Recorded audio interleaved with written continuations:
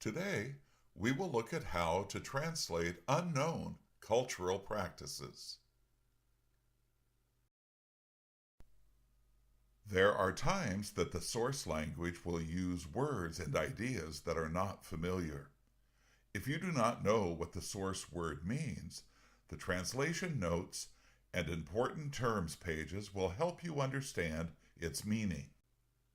Unknown words can be in several categories: historical facts, objects such as animals, food, and items, cultural practices, or concepts. This is a lesson that will introduce how to translate unknown cultural practices. Look at the lesson on each category to learn more. You might also want to go to the lesson on copy or borrow.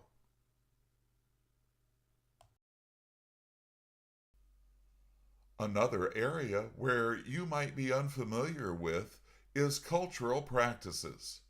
There might be many differences between the biblical culture and the target language culture.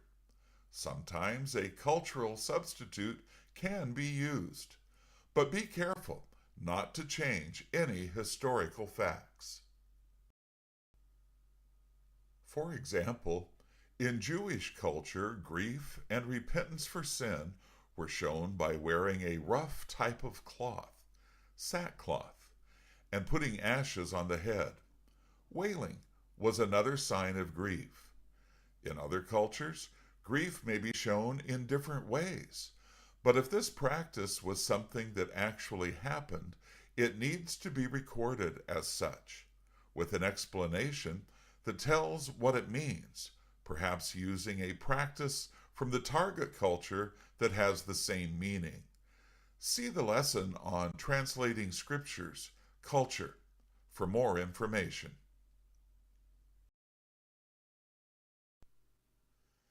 An example of this is in Luke chapter 22, verse 47.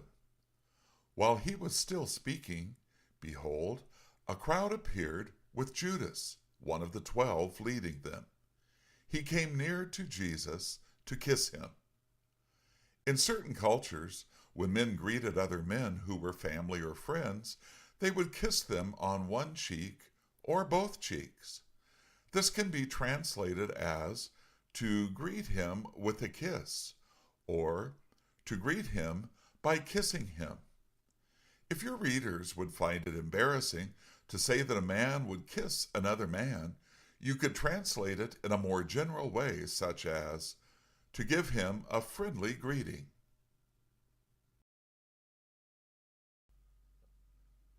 Here are some suggestions to keep in mind when translating a term that is not familiar in your language. Use a descriptive phrase. You will most likely need to use a phrase to explain the meaning of the unknown word. It is important only to describe the part of the meaning which is being used in the particular verse being translated. Substitute something similar. At times, the exact word may be unknown to the people of the target language, but there might be something similar that could be used in its place. Use a foreign word from another language. Foreign words are words taken from a language that is not usually spoken by the people of the target language. You could also use the foreign word together with a general word or a descriptive phrase. Use a word that is more general in meaning. An example would be work animal, which is more general than the word donkey, because a donkey is a kind of work animal. Use a word or phrase that is more specific in meaning. Sometimes there is no general word in the target language to describe the term. Therefore, you can give specific examples of the term being referred to. An example would be if there is no word for lights to refer to heavenly bodies. You could possibly say the sun and the moon, using specific words. This concludes the lesson on how to translate unknown cultural practices. Remember, the translation notes and the important terms pages are excellent references when you are uncertain as to the meaning of a source word that relates to unknowns such as animals, historical facts, or cultural practices. Look at the lesson on each category to learn more. At all times, remember, keep the translation clear, natural, and accurate to the meaning.